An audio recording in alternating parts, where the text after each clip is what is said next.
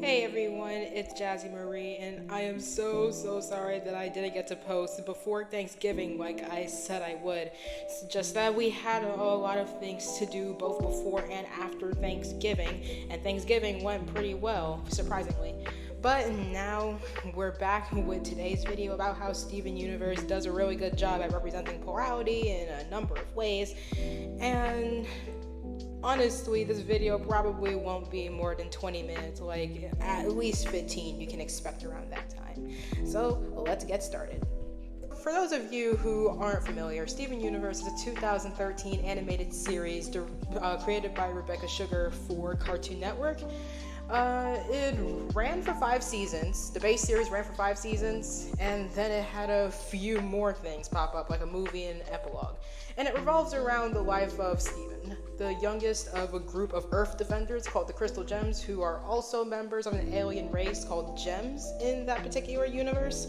Aside from Steven, the other Crystal Gems are Garnet, Amethyst, and Pearl. Those are like the base CGs that we get introduced to, and then there are first or OG Crystal Gems like Bismuth, and then even gems that later on become Crystal Gems once their character arcs finish, like Peridot and Lapis. And yeah, sorry, I'm pretty much spoiling a big portion of the show, but we won't get into any summaries or anything like that. We're just here to talk about how this show does a boss job at displaying plurality, while plural adjacent type things. And honestly, it has done a lot for the plural community, especially when it comes to defining terms that many systems experience, such as the temporary fusion of system members, which a lot of people call gem fusion, that pays homage to the SU because of the fact that fusion is a big thing within that show. And yeah, I know that certain media like Dragon Ball had also had fusion components, and SU probably borrowed from those shows and other types of anime. But the way that SU portrays fusion, especially since it's how do I put this, more modern, like 2013 isn't that old, but also not that new.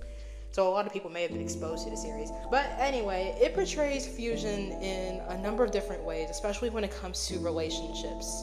You have romantic relationships, like such as Garnet, a fusion of Sapphire and Ruby, who are in love. But then you also have polyamorous relationships as well, such as Fluorite, who's a fusion of many different gems, like 6?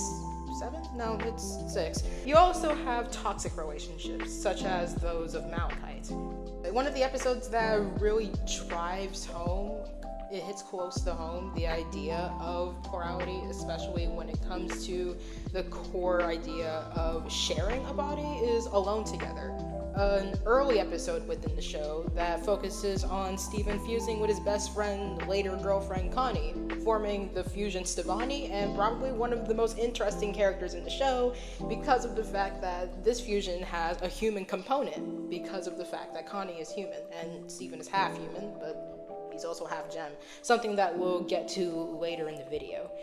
Now, this episode is also really sweet for other reasons besides representing plurality, and the music that's in this episode specifically is really cool. It also kind of draws awareness to creeps who will literally prey on everybody, even if they refuse someone once, they just kind of keep being persistent. That's annoying, and well, glad that type of thing was actually brought to attention within this episode, because that was really creepy. I'm never actually going to forgive what Kevin did, and henceforth throughout the show. But anyway, Garnet does specify that a fusion isn't necessarily one person or two people, or well, however many people are in that fusion, but rather an experience. And well, we personally think, especially me, we think that that's a pretty profound way of explaining what plurality is, especially to the layman. It's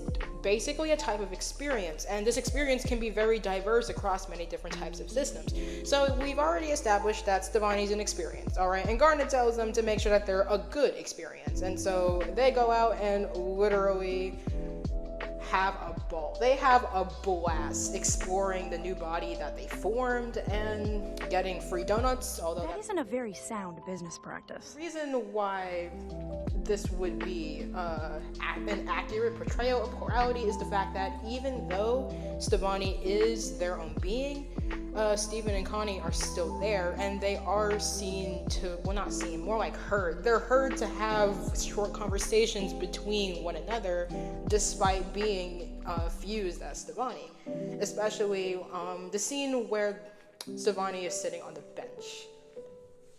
The scene where Stevonnie is sitting on the bench may be a pretty simple scene, but even from that scene, you can still depict Steven and Connie talking to one another despite being in the same body. And it kind of sums up the complex experience of being a fusion in that particular world where, yeah, it is an experience, but it's a specific experience that encompasses a lot more than just being strictly one person or multiple people. It may be something in between, like with meetable systems that are both median and multiple, but it's also just complex all the way around. And so that easily represents an in-system relationship that may not be carried out internally, but instead spoken out loud, because yeah, it's a thing that some systems do. Sometimes system members speak to one another out loud using the same mouth because they're in the same body.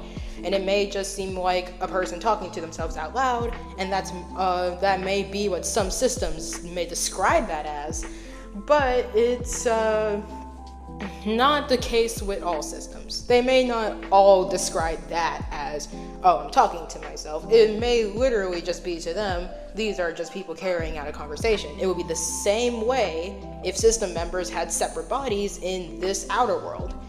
So anyway, that's that episode, and why that drives plurality very close to home. Another episode that tends to do it really well is Fusion Cuisine. This one is a particularly humorous episode where Connie's parents invite Steven and his guardians to dinner, I think.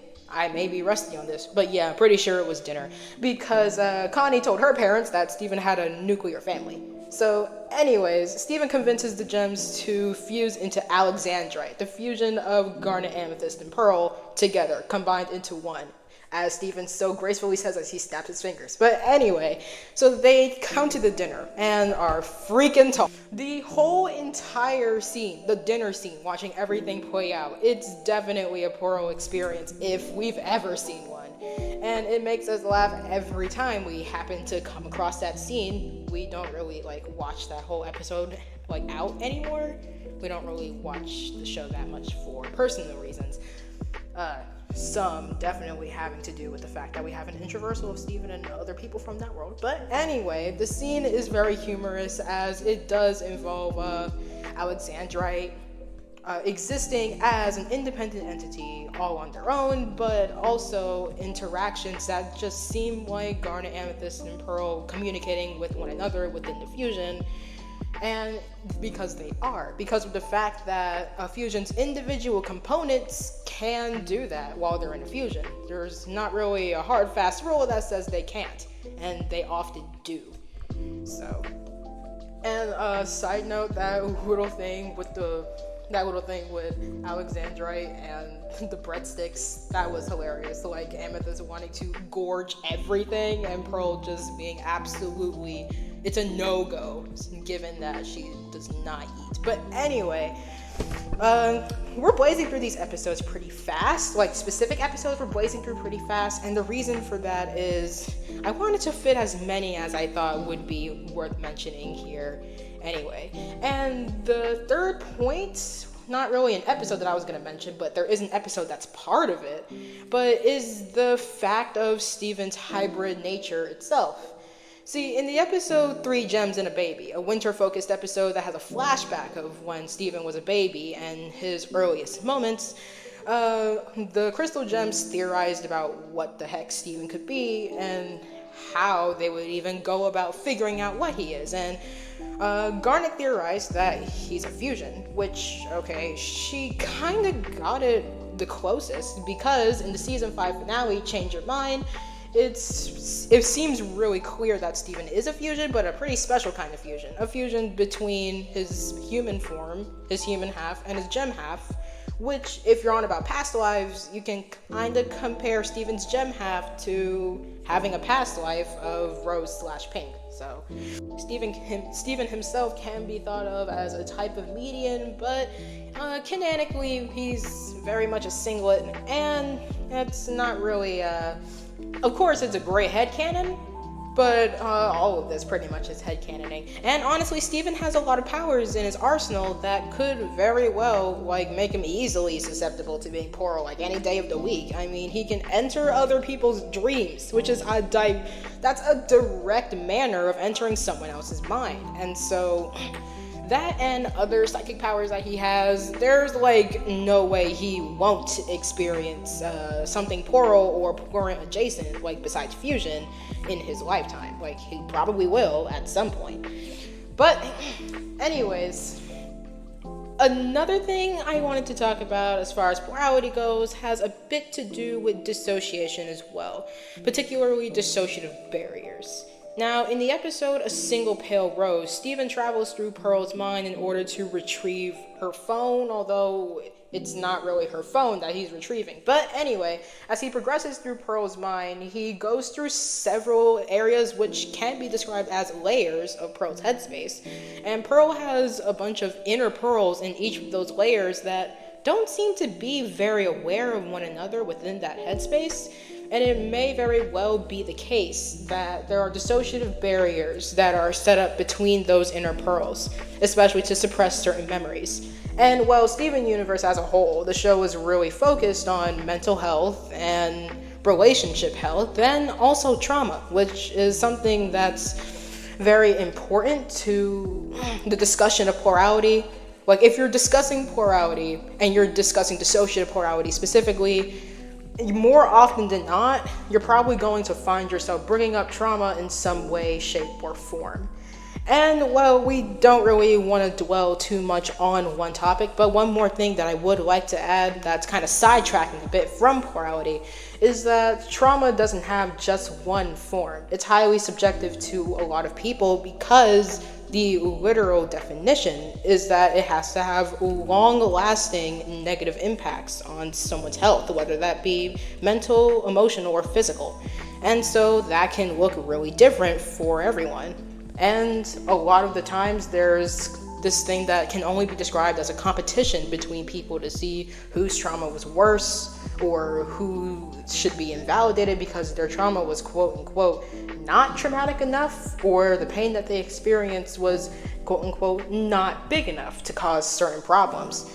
And so it just doesn't work like that because of how highly subjective that everybody's life experience is. But back to plurality, A Single Pale Rose may not look like a Plural-Adjacent episode at first glance, but it does pass for being Plural-Adjacent, especially in the sense of dissociative barriers.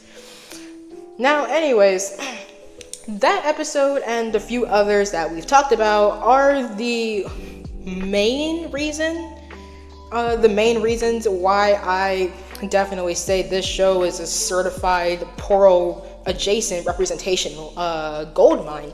But I also wanted to touch on the fact that there are many ways that people can see how SU represents plurality, plural-adjacency, or even something entirely different that doesn't have anything to do with plurality.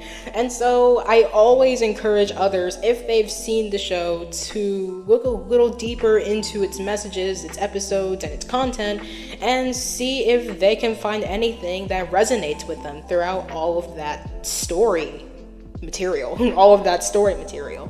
And admittedly, it does feel a bit weird getting back into a video and talking about this stuff again because of the fact that for a long time we pretty much swore off talking about SU as a whole because of the introversal situation. But that's all I really wanted to talk about today. And as always, thanks for watching and have a great time.